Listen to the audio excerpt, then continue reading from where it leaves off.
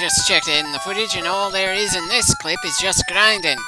If you don't want to watch someone just grinding one of their Pokemon up, I'm sorry to say you're gonna have to wait for the next clip for more tangible progress.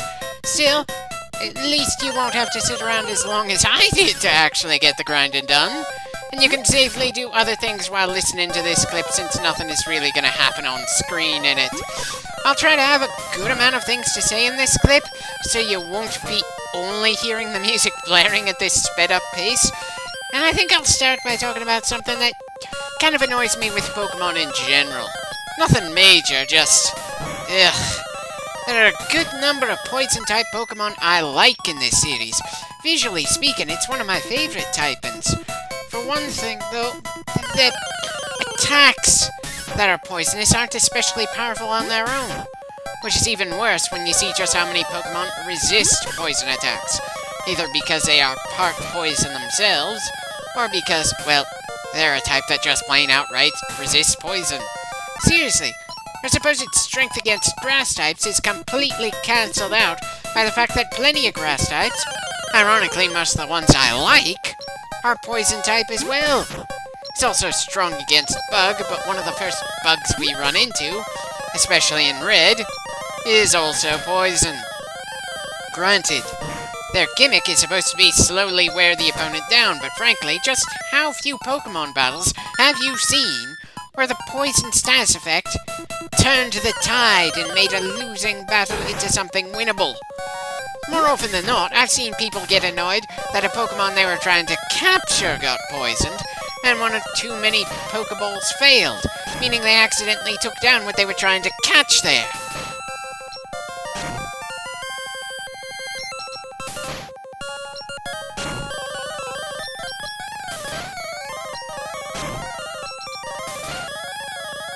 Oh sure, keep on taunting me with that message of it's super effective when I damn well know that Kakuna's poison typing means you can practically bathe in acid with little to no problem.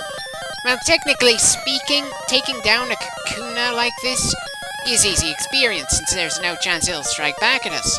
But it's still kinda time consuming, especially when your only attack is Poison Sting, and its only move is to harden so much you'd think he's gonna start... wait, no. Never mind that joke, never mind that joke. This is still a kid's game, even if it's so old that most kids would probably never touch it these days, even if there's strangely little mechanical difference between the games now and the ones back then. And great. Can't help wondering why I can allow myself to occasionally throw around the word like bastard, but I won't let myself drop a sex joke here. Maybe I'm not the best judge of what should and should not be censored, especially since a lot of kids these days can easily access porn, and if Call of Duty and other similar multiplayer chat rooms are any indication, then a lot of kids swear so much that even cliché sailors would tell them to tone it down. Still, you can't say I don't try. You can only say I'm not good enough to be hired by any broadcasting board. Assuming, of course, that groups like the FFCC aren't going to go the same way as Blockbuster, since the internet has become so fast and efficient. I'm not really an expert in that kind of regulating body. They're just the only official group that tries to censor things that comes to mind. Everybody else is kind of unofficial Twitter idiots.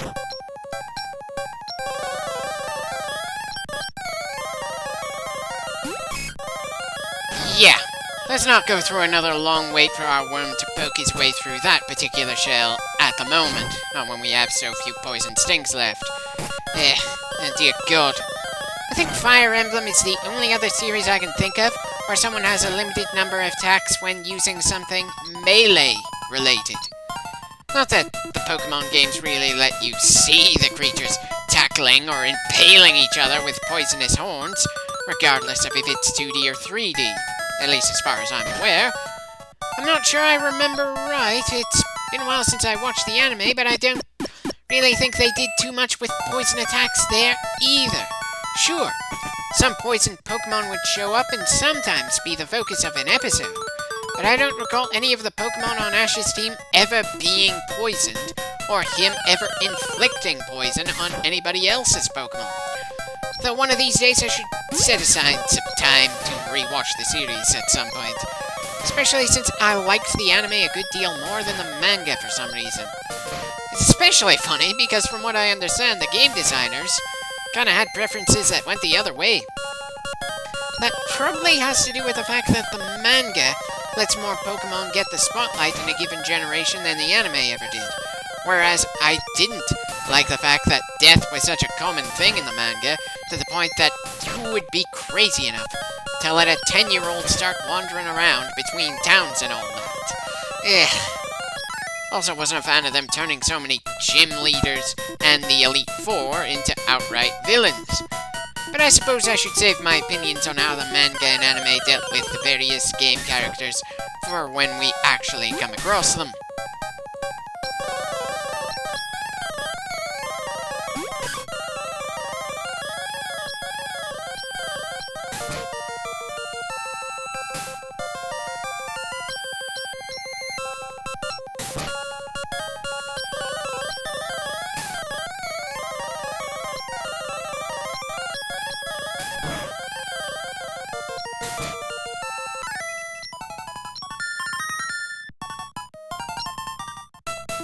I know it's not really important in any way, shape, or form, but come on! What's with the sheer number of tree stumps here?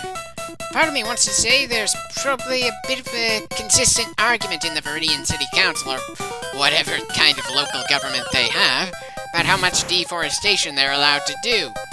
Of course, that's easier to imagine when I ignore just how small the supposed city is in the mainline games. Again, bit of a limit that video games have when it comes to making their settings feel populated enough to warrant words like town or city. Hell, Pallet Town barely has over a handful of people, and even some of the smallest towns in rural America have more than half a dozen people living in it. I also tend to imagine Professor Oak's lab being a good deal more extensive than just one big room in one building with some books, one computer, and a few random machines scattered about. And this isn't just me bashing the game and its visuals. It's literally something that even Xbox 360 games would struggle with, much less something made for the much weaker hardware of a Game Boy. It's one of those things where different media has the advantage in different aspects of world building. Putting things on screen or writing a book, you can do more to make the world feel alive in terms of throwing characters around and having unimportant extras just wandering about. But in a game, pretty much every person needs to be someone that can be interacted with in some level or another. Or they may as well just be a ghost, or slightly more mobile bits of scenery. Sure, you can interact more with the world in a video game than you ever could with a book, TV show, or movie, but despite being a fan of quite a few video games over the decades, I'm not going to claim it's the absolute best form of entertainment ever. This medium has advantages and disadvantages, just like any other way to tell a story.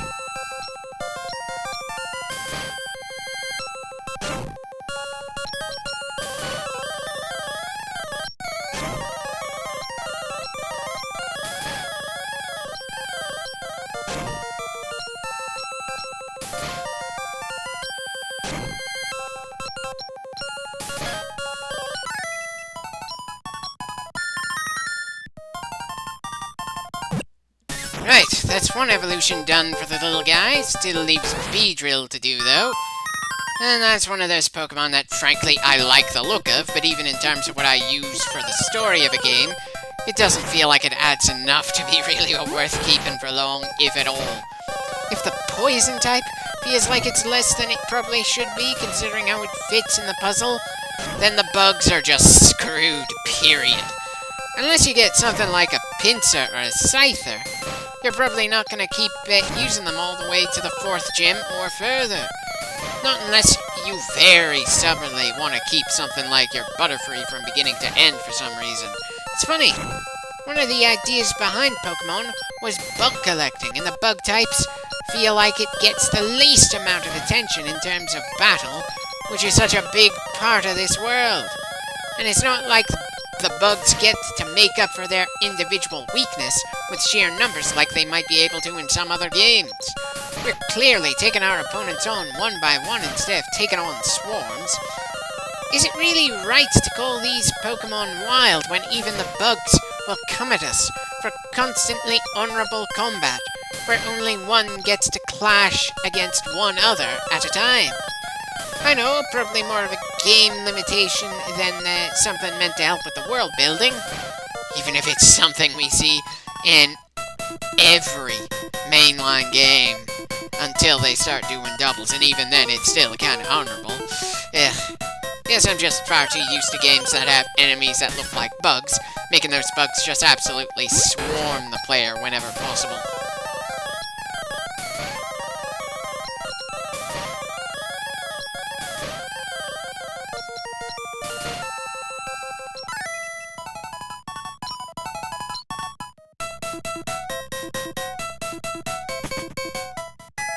Somehow feels more annoying when the only reason we're going to the Pokemon Center is because our Mon is running out of ammo for their only attack move. Somehow feels like less of a pain in the ass when it's because our guy has taken plenty of hits, or has some kind of lasting status effect. Though much like with the bug issue, maybe I'm just way too used to role-player games where unless you have a gun or a bow in your hands, you don't have to worry about running out of ammo. Hell, the only ammo-related thing I can think of off the top of my head is from Final Fantasy VIII, which was specifically for a single character when he used a specific form of attack. And maybe there's also Wild Arms, where you have to periodically reload if you want to keep using your firearms one turn after another. But that was implemented in a way where it was just kind of a minor inconvenience. Oh yeah, and then there was also Mass Effect, which one of these days I'm going to have to get around to finishing off since I'm so close to the end anyway. And there, for some odd reason, actually...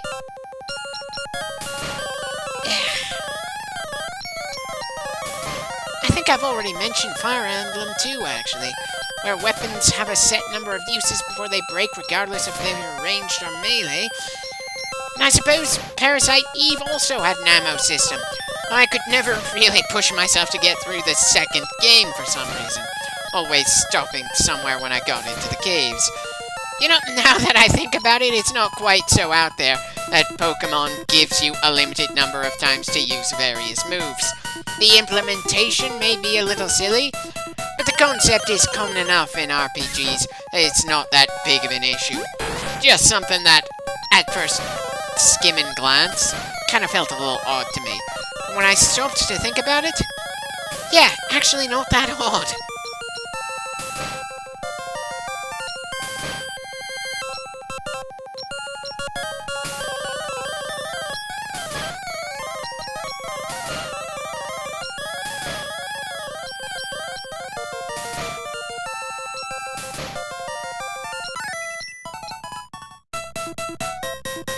Wonder what that guy just standing there is thinking as he sees this trainer constantly pacing in front of him, not trying to capture anything more and just beating down creatures that have little chance against the ones that we have after improving so much.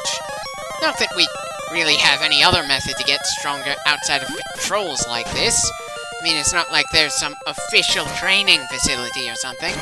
And good God, the word gym just does not have the same meaning in the Pokemon world as it does on Earth, does it? On Earth, it's a place where you generally go to become more fit, to learn various things and all that. In the Pokemon world, it's a place where people go to test themselves. And unfortunately, I don't think the games really expand on that until we get to the 4th generation. Though I might be misremembering, But yeah, in this world, we're a bunch of, at times cute and other times scary creatures, shoot magical bullshit at one another, or just bite and claw because fighting is fun to them. I don't really think we really get any of the in-universe ideas for how trainers and their Pokemon really tends to get stronger. They just have schools where people who haven't started their journey yet have more basic concepts told to them, then they're told to wing it from there. On one hand, this lets the player imagine something more, shall we say, noble, than just eating drugs and going off to beat up anyone and everyone they meet, just for the pure sake of getting stronger. Of course, this also gives the player the freedom to imagine their silent avatar on screen is a bloodthirsty blood knight in his own right, and in some ways more of a jerk, if not a stronger word, than the rival who may or may not be a sympathetic character in that particular game. Maybe that's why in the 3rd generation and onwards, they have a tendency to make the rival more friendly. Sure, if the rival isn't a heel, then you don't run into the issue of some noble character berating them for treating their Pokemon too harsh, or something to that effect, pointing to the player character for the real example of how to properly treat their partners, and the player might have a similar attitude as the heel, if not worse in that instance. And I suppose there's not much point in me bitching about the various rivals to come, when we're not facing Gary right now, and we're still in the first game in the franchise. Hold on. Gonna have to start trying to think of something else to talk about for a while here.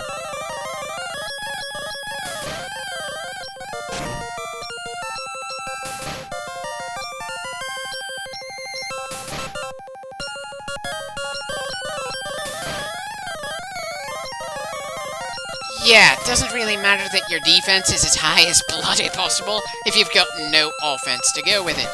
Though conversely, that results in me not tending to bother keeping status-affecting moves like Harden or Tail Whip or anything of the like. Not only do I tend to see far too many occasions in the games where using those moves so often screws someone we're fighting against, there's also the fact that with the exception of a drawn-out beatdown like this, fights really don't tend to take that many turns to finish. That goes back to one of the things that annoys me with the poison type. Their stated gimmick is to slowly but surely grind down their opponent's endurance until at the end of the battle of attrition, the poison type is the last one standing. But way too many Pokemon tend to be pretty fragile against even similarly leveled Pokemon. Add in the fact that many of the tankier ones can still be taken down in 3 or less moves if struck with the right type, and moves that can give you an edge in a battle of attrition they don't really work out as well as they probably should on paper.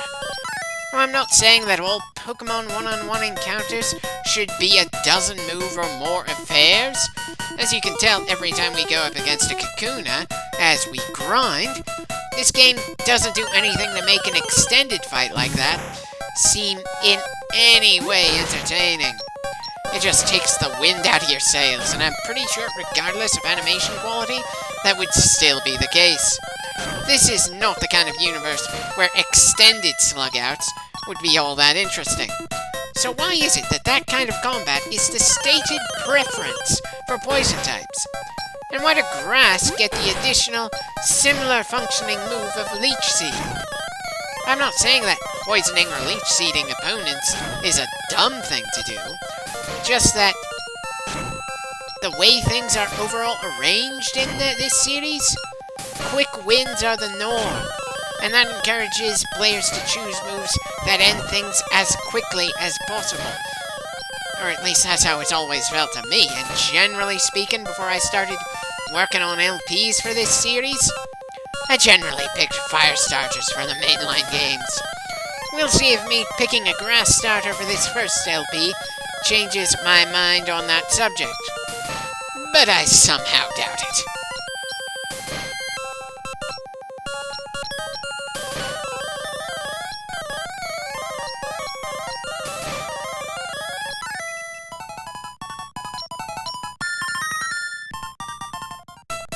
Right, just one more level to go, and we're done getting a Beedrill, which probably won't make any kind of difference anyway, since we're going to be going to the Rock Gym first, and I'm probably going to store Giban away before we even reach Cerulean City. That's right, I just subjected us all through a fast-forwarded batch of grinding, simply because I like the look of Beedrill. It's a bloody shame that I can't think of anything Giban can do to earn even the most minor bit of repute like a win against a trainer at all, much less using him to win a gym badge.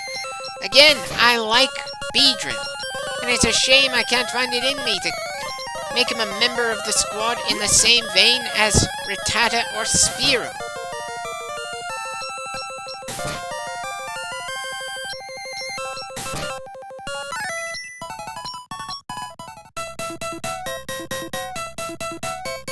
Right, another trip to the Pokemon Center just to refill our ammo for moves. I'd probably say something about the stores should have a supply of ethers for us to buy or something, instead of us having to rely on finding those items on the ground.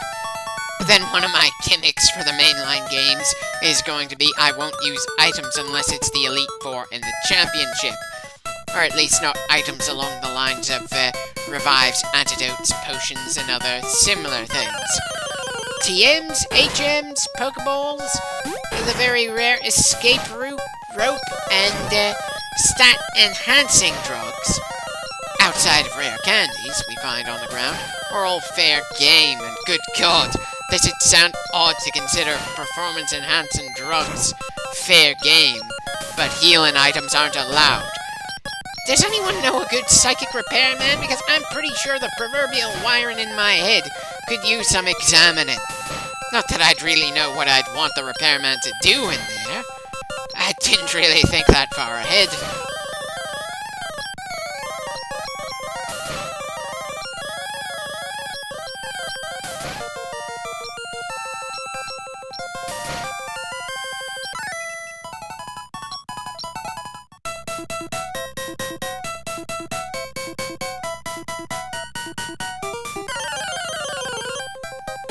Again, really wish the first generation gave us an experience bar on the screen. You've even got an empty space where the second generation will put that little quality of life improvement. It's just sitting there, almost taunting me with something should be in this spot just between the health bar and the message box. But it's probably not all that important anyway, don't you agree?